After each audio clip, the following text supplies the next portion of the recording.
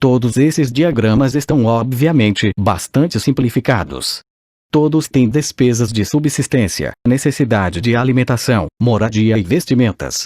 Os diagramas mostram o fluxo de caixa na vida de pessoas pobres, da classe média e ricas. É esse fluxo de caixa que conta a história. É a história de como a pessoa lida com o dinheiro e o que faz depois que tem o dinheiro em mãos. Comecei apresentando a história dos homens mais ricos dos Estados Unidos porque quis ilustrar a falha no pensamento de tantas pessoas. A falha é considerar que o dinheiro resolverá todos os problemas. É por isso que me arrepio quando ouço as pessoas perguntando como ficar ricas rapidamente. Ou por onde começar. Muitas vezes ouço estou endividado, por isso preciso ganhar mais dinheiro. Porém, mais dinheiro nem sempre resolve o problema. De fato, pode até aumentá-lo. O dinheiro muitas vezes põe a nu nossas trágicas falhas humanas, é como um holofote sobre o que não sabemos. É por isso que, com muita frequência, uma pessoa que tem um ganho súbito de dinheiro, uma herança, um aumento salarial ou um prêmio na loteria, volta rapidamente ao mesmo ponto, ou até pior, ao caos financeiro em que se encontrava antes de receber esse dinheiro. O dinheiro só acentua o padrão de fluxo de caixa que está na sua mente. Se seu padrão for gastar tudo o que ganha, o mais provável é que um aumento de dinheiro disponível apenas resulte em um aumento de despesa. Como se diz popularmente, um louco e seu dinheiro fazem uma grande festa. Repeti inúmeras vezes que vamos à escola para adquirir habilidades acadêmicas e profissionais, ambas muito importantes. Na década de 1970, quando eu frequentava o segundo grau, se alguém fosse bem-sucedido academicamente, quase imediatamente imaginava-se que esse estudante brilhante se tornaria um médico. Muitas vezes nem se perguntava se o jovem desejava ser médico. Era uma pressuposição. Era uma profissão que prometia a maior recompensa financeira. Hoje, os médicos enfrentam dificuldades financeiras que não desejaria a meus piores inimigos. Seguradoras controlando os negócios, cuidados de saúde administrados, intervenção governamental e processos por erro médico, para mencionar algumas. E a garotada quer ser estrela do basquete, jogador de golfe como Tiger Woods, gênio da computação, estrela do cinema, roqueiro, rainha de beleza ou corretor de Wall Street. Isso ocorre, simplesmente, porque é aí que estão a fama, o dinheiro e o prestígio. Eis o motivo por que é tão difícil motivar a garotada na escola. Eles sabem que o sucesso profissional já não depende apenas do sucesso acadêmico como em outros tempos. Como os estudantes deixam a escola sem habilidades financeiras, milhões de pessoas instruídas obtêm sucesso em suas profissões, mas depois se deparam com dificuldades financeiras. Trabalham muito, mas não progridem. O que falta em sua educação não é saber como ganhar dinheiro, mas como gastá-lo, o que fazer com ele depois de tê-lo ganhado. É o que se chama aptidão financeira. O que você faz com o dinheiro depois que o ganhou, como evitar que as pessoas lhe tirem o dinheiro, quanto tempo você o conserva e o quanto esse dinheiro trabalha para você. A maioria das pessoas não descobre o motivo de suas dificuldades financeiras porque não entende os fluxos de caixa. Uma pessoa pode ser muito instruída, bem-sucedida profissionalmente e ser analfabeta do ponto de vista financeiro. Essas pessoas muitas vezes trabalham mais do que seria necessário porque aprenderam a trabalhar arduamente, mas não como fazer o dinheiro trabalhar para elas. A história de como a conquista de um sonho financeiro se transforma em um pesadelo financeiro. A visão cinematográfica de pessoas trabalhadoras tem um padrão definido.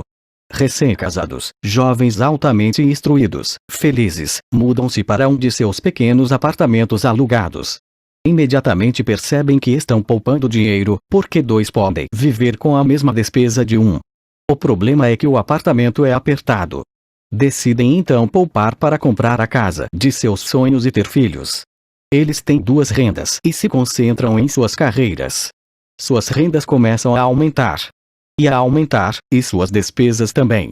A despesa para a maioria, são os impostos. Muitas pessoas pensam que se trata do imposto de renda, mas para grande parte dos americanos o que pesa mais é a Seguridade Social. Para o empregado parece que a contribuição para a Seguridade Social combinada com a do Medicare é de cerca de 7,50%, mas na verdade é de 15%, porque o empregador deve dar uma contrapartida do mesmo montante. Essencialmente, esse é um dinheiro que o empregador não pode pagar a você. Além disso, você ainda paga imposto de renda sobre a quantia deduzida de seus salários para a Seguridade Social. 13. Renda essa que você nunca recebeu porque foi transferida na fonte para a Seguridade Social. E seu passivo também aumenta. Isso é visto mais claramente se voltarmos ao caso do jovem casal. Em consequência do aumento de suas rendas, eles resolvem comprar a casa de seus sonhos. Uma vez adquirida, eles pagam um novo imposto, o chamado imposto de propriedade. Então, eles compram um carro novo, novos móveis e novos eletrodomésticos para montar o novo lar. E de repente acordam e a coluna do passivo está atulhada de dívidas hipotecárias e do cartão de crédito. Agora eles estão aprisionados na corrida dos ratos. Chega o primeiro filho. Eles trabalham ainda mais. Mais dinheiro e mais impostos, a chamada escalada da alíquota. Um cartão de crédito chega pelo correio. Eles o usam. Mais despesa. Uma financeira telefona e diz que seu maior ativo, sua casa, teve seu valor aumentado. A empresa oferece um empréstimo de consolidação, porque sua ficha é tão boa, e lhes diz que o mais inteligente a fazer é zerar os altos juros ao consumidor, liquidando seu débito junto ao cartão de crédito. E, além de tudo, os juros pagos sobre a hipoteca imobiliária podem ser deduzidos do imposto de renda. Eles aceitam e zeram os débitos de seus cartões de crédito onerados pelos elevados juros ao consumidor. Eles suspiram aliviados. A dívida com o cartão de crédito está encerrada. Agora suas dívidas de consumo estão somadas à hipoteca imobiliária de sua casa própria. As prestações mensais são reduzidas porque ampliaram o financiamento para 30 anos. É atitude muito inteligente. O vizinho os convida para irem às compras, afinal está começando a liquidação do Memorial Day. 14. Uma chance de poupar algum dinheiro. Eles se dizem, não vamos comprar nada. Só vamos olhar, mas, para a eventualidade de achar uma boa oferta, põe naquele novo cartão de crédito na carteira. Encontro este jovem casal a toda hora. Seus nomes mudam, mas seu dilema financeiro é o mesmo. Eles vêm a minhas palestras para ouvir o que eu tenho a dizer. Perguntam-me: o senhor pode nos dizer como ganhar mais dinheiro? Seus hábitos de compra os levam a buscar mais renda. Eles nem sabem que o problema está na forma que escolheram para gastar o dinheiro que têm. São provocados por seu analfabetismo financeiro e por não entenderem a diferença entre um ativo e um passivo. Raramente os problemas de dinheiro das pessoas são resolvidos com mais dinheiro. A inteligência resolve os problemas. Um amigo meu costuma repetir uma frase para as pessoas endividadas. Se você descobre que se enterrou no buraco, pare de cavar. Quando criança, meu pai dizia frequentemente que os japoneses conheciam 3 poderes. O poder da espada, o poder da joia e o poder do espelho. A espada simboliza o poder das armas. Os Estados Unidos têm gastado trilhões de dólares em armamento e, por isso, são a presença militar suprema do mundo. A joia representa o poder do dinheiro. Há uma certa verdade no dito. Lembre-se da regra de ouro. Quem tem o ouro faz as regras. O espelho significa o poder do autoconhecimento. Esse autoconhecimento, de acordo com a lenda japonesa, era o mais apreciado dos 3. Os pobres e a classe média muitas vezes permitem que o poder do dinheiro os controle. Ao simplesmente acordar e trabalhar mais arduamente, deixando de perguntar-se a si mesmos se o que fazem tem sentido, eles dão um tiro no próprio pé na hora em que saem de casa todos os dias. Por não entendê-lo plenamente, a maioria das pessoas permite que o formidável poder do dinheiro exerça o controle sobre elas. Contudo, o poder do dinheiro é usado contra elas. Se usassem o poder do espelho, teriam se perguntado: isto tem sentido? Com muita frequência, em vez de confiar em sua sabedoria íntima, a maioria das pessoas acompanha a multidão. Fazem apenas o que todo mundo faz. Conformam-se em vez de questionar. Muitas vezes, repetem sem pensar o que lhes foi dito. Ideias como diversifique ou sua casa é um ativo. Sua casa é um maior investimento. Você terá uma redução nos impostos endividando-se, mas consiga um emprego seguro. Não assuma riscos. Diz-se que, para muitas pessoas, o medo de falar em público é maior do que o medo da morte. De acordo com psiquiatras, o medo de falar em público é provocado pelo medo do ostracismo, o medo de aparecer, o medo das críticas, o medo do ridículo, o medo de se tornar um pária. O medo de ser diferente impede que muitas pessoas busquem novas formas de resolver seus problemas. É por isso que meu pai instruído dizia que os japoneses davam o maior valor ao poder do espelho, porque somente quando nós, como seres humanos, nos olhamos no espelho, encontramos a verdade. E a principal razão pela qual as pessoas dizem procure segurança é o medo. Isso vale para tudo: esporte, relacionamento, carreira ou dinheiro. É esse mesmo medo, o medo do ostracismo, que leva as pessoas a se conformarem e a não questionarem opiniões aceitas ou tendências generalizadas.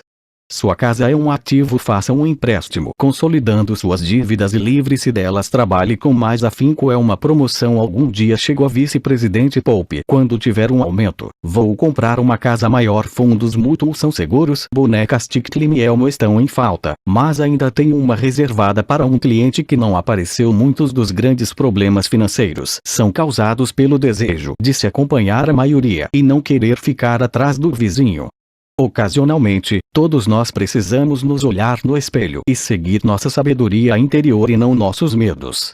Quando Mickey e eu estávamos com uns 16 anos, começamos a ter problemas na escola. Não éramos maus garotos. Apenas começamos a nos distanciar da maioria. Trabalhávamos para o pai do Mickey depois das aulas e nos fins de semana. Muitas vezes, Mickey e eu passávamos horas depois do trabalho sentados junto do seu pai enquanto este se reunia com diretores de banco, advogados, contadores, corretores, investidores, gerentes e empregados. Ele era um homem que quis deixar a escola aos 13 anos, e agora dirigia, instruía, comandava e questionava pessoas com alto nível de escolaridade. Elas acorriam a seu chamado e se preocupavam quando ele não as aprovava. Esse era um homem que não tinha acompanhado a multidão, um homem que pensava por si próprio e detestava as palavras "temos de fazer assim, porque todos fazem assim". Ele também odiava ouvir "não é possível". Se você quisesse levá-lo a fazer alguma coisa, bastava dizer "acho que o senhor não consegue isso". Mickey e eu aprendemos mais assistindo a essas reuniões do que em anos de escola, incluindo a faculdade. O pai de Mickey não tinha uma instrução formal, mas tinha conhecimentos financeiros e, em consequência, era bem-sucedido. Ele costumava repetir para nós: uma pessoa inteligente contrata pessoas mais inteligentes do que ela mesma. Portanto, Mickey e eu tínhamos o privilégio de passar horas ouvindo e, no processo, aprendendo com pessoas inteligentes. Mas, por causa disso, Mickey e eu não podíamos acomodar-nos ao dogma padrão que nossos professores pregavam. E isso criava problemas. Sempre que um professor falava: se vocês não tirarem boas notas, vocês não se sairão bem no mundo real, Mickey e eu franzíamos as sobrancelhas. Quando nos diziam para seguir as normas e não nos desviarmos das regras, víamos porque esse processo de ensino desestimulava de fato a criatividade.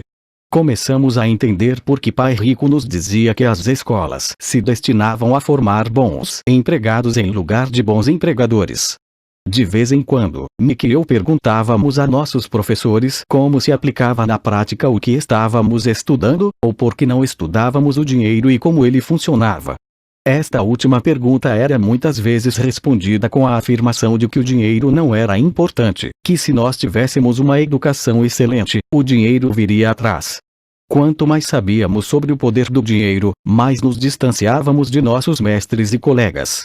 Meu pai instruído nunca me pressionava em relação às notas. Muitas vezes me perguntei por quê. Ele, porém, começou a discutir sobre dinheiro. Com 16 anos, já tinha provavelmente uma base de conhecimento sobre dinheiro melhor do que minha mãe e meu pai. Eu sabia escriturar livros contábeis, ouvia especialistas em tributação, advogados especializados em questões empresariais, gerentes de banco, corretores imobiliários e investidores. Meu pai falava com professores. Certo dia meu pai falou que nossa casa era seu maior investimento. Uma discussão um tanto desagradável teve início quando eu lhe mostrei por que não achava que uma casa fosse um bom investimento. O diagrama a seguir ilustra a diferença na percepção de meu pai rico e de meu pai pobre no que se referia a casas. Um pensava que sua casa era um ativo, o outro que era um passivo.